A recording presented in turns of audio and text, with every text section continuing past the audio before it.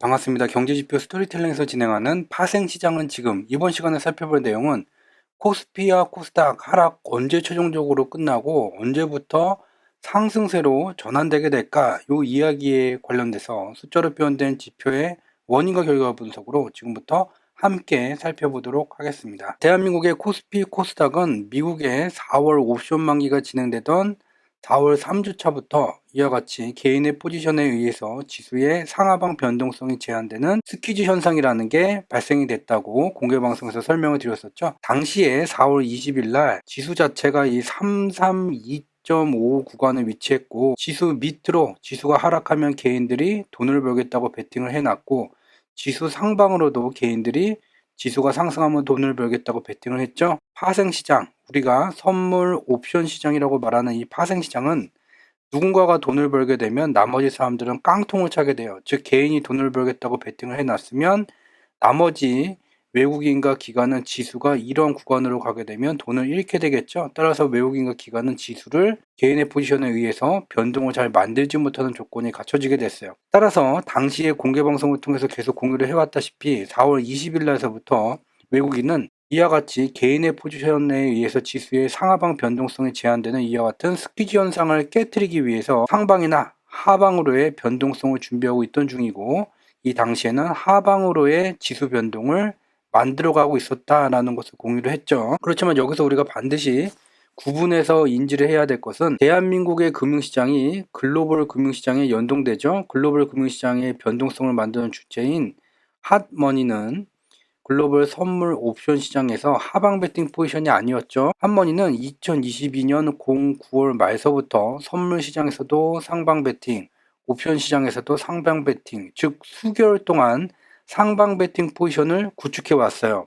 이에 따라서 주요한 상품들이 2022년 변동폭의 중간 수준에 다 멈춰서 있는 이와 같은 현상이 나타나게 됐죠. 좀 더 상세히 보게 되면 2021년 5월서부터 2022년 기간에 미달러가 이와 같이 급등하면서 미달러 초강세 현상이 나타나게 됨에 따라서 미달러의 단위로 가치가 측정되는 주식시장과 채권시장, 채권 가격 모두 이와 같이 폭락하는 현상이 나타나게 됐고, 미국의 중앙은행 연준이 2022년 9월서부터 보유자산 규모를 증가시킴에 따라서 미달러는 하락하기 시작했고, 미달러가 하락하니 미달러의 단위로 가치가 측정되는 주식시장도 추세적으로 상승세로 전환, 채권 가격도 상승세로 전환되는 현상이 나타나게 됐죠. 근데 한머니는 더 이상 변동성을 진행하지 않고 2021년 12월서부터 현재 4월까지 이와 같이 중간 수준에 머무르게 하면서 기간 조정을 진행하고 있던 중이었어요. 이 기간 조정을 진행하면서, 즉 주요한 상품들의 진도가 더 못 나가게 막아놓고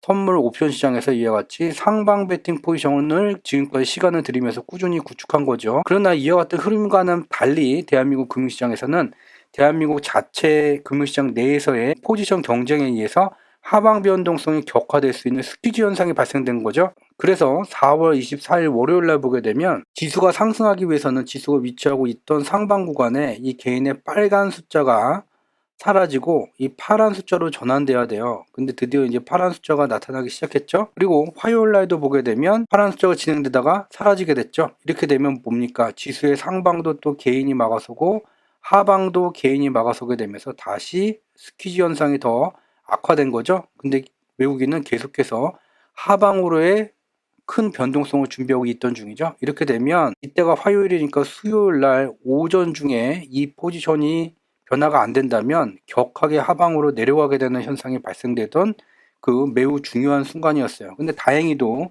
수요일 날 이제 장 마감 기준으로 보게 되면 다시 지수 상방 구간에 외국인이 늘 사냥하는 개인의 파란 숫자 사냥터가 만들어지게 되면서 지수가 밑으로 추가 폭락하기보다는 상방으로 이동될 수 있는 여지가 만들어지게 됐고, 얘가 이제 수요일 날 장 마감이었고, 목요일 날까지도 보게 되면 지수 상방 구간에 개인의 파란 숫자, 즉 외국인이 지수를 상방으로 이동시킬 수 있는 사냥터가 만들어짐에 따라서 지수가 위로 올라갈 수 있는 현상이 나타나게 됐고, 목요일 날 드디어 외국인이 코스피도 사고 코스닥도 사게 되면서 목요일 날 장 마감 기준으로 코스닥이 2.38% 급등하고 코스피도 0.44% 상승하게 되면서 연속 하락이 멈춰서게 되는 현상이 나타나게 됐죠. 근데 여기서 이제 퀘스천 마크가 달리죠. 이게 과연 조정이 끝난 건지 아니면 조정 중에 반등인지 의문이 생겨요. 근데 우리는 명확하게 알 수가 있고 공방에서 계속해서 공유를 해왔었죠. 비록 코스닥이 급등하고 코스피도 연속 하락을 멈췄지만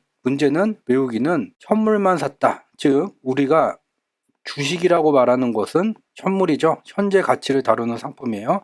근데 현물의 미래 가치를 다루는 시장이 선물 시장이고 얘가 더 규모가 더 크죠. 그래서 현물 시장이 추세적으로 상승세로 전환되기 위해서는 미래 가치를 다루는 선물을 외국인이 먼저 사고, 즉 외국인이 선물을 삼으로써 대한민국 금융시장이 향후 상승할 곳에 미리 베팅을 하고 난 다음에 현물을 사야 되는데, 선물을 이와 같이 팔아놓고 현물만 샀다는 것은 추세가 전환된 게 아닌 반등이라는 의미를 갖게 돼요. 여기서 잠깐 추가적인 내용을 보게 되면 코스닥의 그동안 코스피와 진행됐던 연속 하락 속에서 코스닥의 하락폭이 더 컸죠.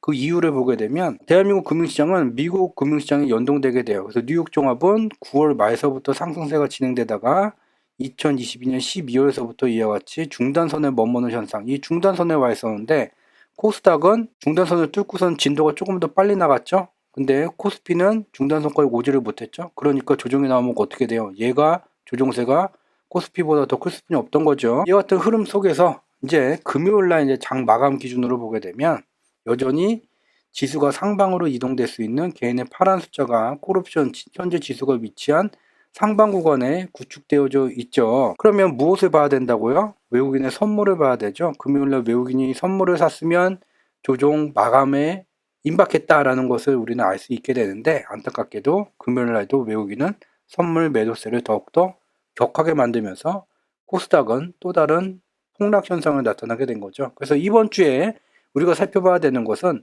지수가 코스피와 코스닥의 연속 하락이 마무리될 수 있는 조건을 위해서는 지수 상방 구간에 콜옵션 쪽에 개인의 파란 숫자가 들어서야 되는데 그것은 충족했다. 이제 남은 것은 외국인이 현물을 코스피를 살 것이 아니라 선물을 먼저 사야지 된다. 그래서 요때를 기다려야지 된다. 외국인이 선물을 일정 규모 이상으로 구입할 때 그것이 이제 조정에 겪었었던 조정의 마무리가 되는 것이고, 이와는 별도로 대한민국 금융시장에 연동되게 되는 글로벌 금융시장 속에서는 한머니는 2022년 9월서부터 지금까지 수개월 동안 상방 베팅 포지션을 구축해 왔다는 것을 앞에서 눈으로 직접 확인했고, 지속적으로 공개 방송을 통해서 이와 같이 금융시장의 방향성과 당장 벌어질 변동성까지 계속해서 살펴오고 공유를 해오고 있다는 점 참고로 말씀을 드리면서 오늘 준비한 얘기는 여기서 마치도록 하겠습니다. 행복 가득한 시간 되시기 바랍니다. 고맙습니다.